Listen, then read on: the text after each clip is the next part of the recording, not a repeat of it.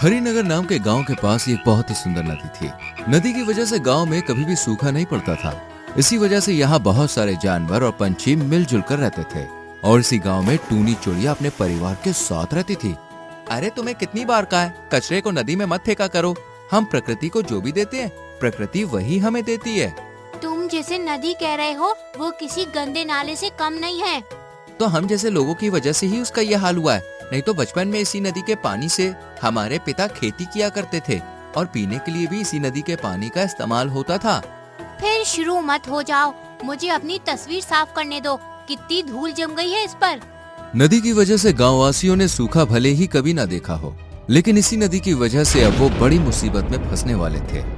ये तूफान तो रुकने का नाम ही नहीं ले रहा। खाना भी खत्म होने वाला है। तुम चिंता मत करो, 1-2 दिन में सब कुछ ठीक हो जाएगा। बादल है, तुम्हारा गुस्सा नहीं जो हर वक्त बरसता रहेगा। ठीक है, अब ज्यादा मत बोलो। डुग्गू का अनुमान गलत साबित हुआ। बारिश रुकने के बजाय और बढ़ने लगी। नतीजा ये हुआ कि जिस नदी ने सालों तक गांव वालों को सूखे से बचाया, आज वही नदी बाढ़ के रूप में उनकी जान और माल की दुश्मन बन चुकी थी। जल्दी चलो, हमें पहाड़ी के शिखर तक जाना होगा। लगता है पूरा शहर डूबने वाला है। अरे मेरी तस्वीर। जिंदा रहोगी तो और खींच लेंगे, मर गई तो इसी पर हाथ डालना पड़ जाएगा। चलो अब। तुम्हें ही पड़ी होती है सबकी मदद करने को। कितनी बार कहा है कोई ढंग की नौकरी देख लो, पर नहीं। आज इसी नौकरी की वजह से सबसे पहले तुमको यहाँ से निकाल पा रहा हूँ मैं। डुग्गू अपनी पत्नी को बाकी लोगों के साथ निकालकर सुरक्षित स्थान तक पहुँचा देता है। अब आप सब यहाँ पर सुरक्षित रहेंगे। सरकार के अगले आदेश तक आप में से कोई भी अब वापस नहीं जाएगा। आपको यहीं पर खाना और अन्य सुविधाएं मिल जाएंगी। जाना जरूरी है क्या?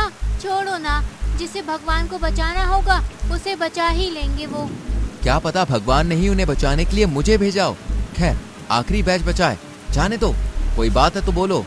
नहीं, पहले वापस आओ, और हाँ, ध्यान रखना अपना। टूनी ये बताना चाहती है कि वो माँ बनने वाली है। जल्दी बैठो, कितना टाइम लगाओगे तुम सब? जल्दी करो, डैम खुलने में अब सिर्फ 15 मिनट बचे हैं। मेरा बच्चा भी है। नाव में इतने लोग नहीं बैठ पाएंगे, ऐसे में तो हम सब डूब जाएंगे।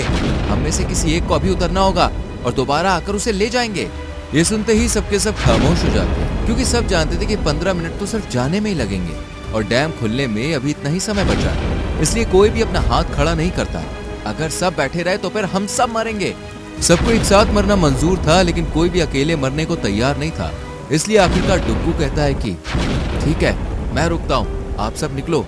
अगर भगवान को बचाना होगा तो बच जाऊंगा मैं। डुग्गू कहाँ है? कहाँ है वो?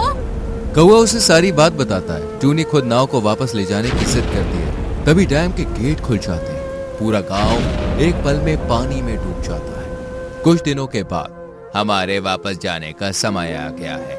पानी का लेवल घट चुका है और हालात भी सामान्य हो रहे हैं। डुग्गू के जाने के बाद टूनी बहुत गुमसुम सी रहने लगी थी। वो किसी से भी बात नहीं करती थी।